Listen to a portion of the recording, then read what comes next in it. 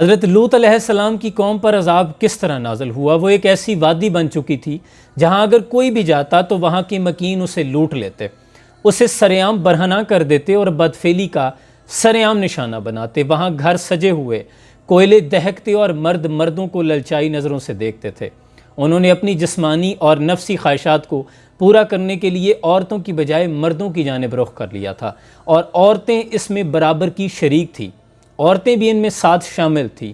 ان لوگوں نے حد اس روز پار کی جب حضرت لوط علیہ السلام کے پاس اللہ کے بھیجے ہوئے فرشتے دو خوبصورت لڑکوں کی شکل میں آئے تو یہ خبر حضرت لوط علیہ السلام کی بیوی، جس کے بارے میں قرآن میں آتا ہے کہ وہ پیچھے رہ جانے والوں میں ہے، اس نے جا کر اس گروہ کو دے دی۔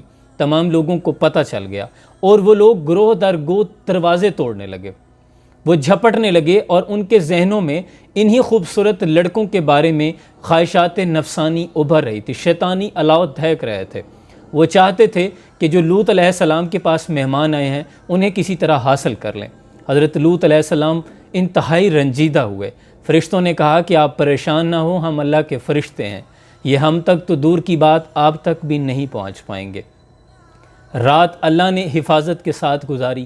اگلے روز جب تمام مرد باہر للچائی نظروں کے ساتھ اور آپس میں سر جوڑے اس بات میں مشاورت کر رہے تھے، منصوبے بنا رہے تھے کہ ان مہمانوں کو کیسے حاصل کیا جائے، اللہ کی طرف سے عذاب آن پہنچا۔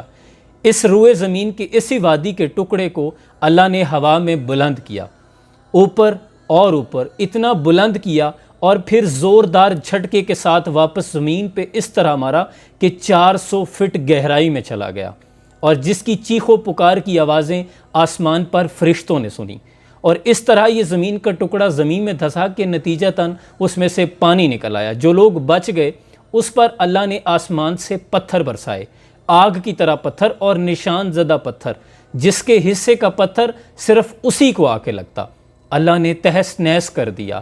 اور کس قدر غلیظ کام تھا یہ کہ اس کے نتیجے میں جو زمین سے پانی نکلا اور اس نے ان کی غلیظ لاشوں کو اپنے اندر دفن کیا، وہ پانی اتنا گندا ہو گیا کہ اسے ڈیڈ سی کہا جاتا ہے، بحیرہ مردار کہا جاتا ہے، جس میں زندگی کا تصور آج تک بھی پیدا نہیں ہوا۔ کوئی زندہ مچھلی نہیں ہے، کوئی مینڈک یا کوئی بھی حیوان وہاں پہ زندہ نہیں رہتا۔ یہ انجام تھا اللہ کی حدود کو پامال کرنے والوں کا، اور جو اللہ کے قانون کے ساتھ، جو شریعت کے قانون کے ساتھ کھلواڑ کرتے ہیں، اللہ کے عذاب کو دعوت دیتے ہیں۔ اللہ کریم اس قوم کو، وطن عزیز کو، امت مسلمہ کو اس لعنت سے محفوظ رکھے۔ سلام پہنچے۔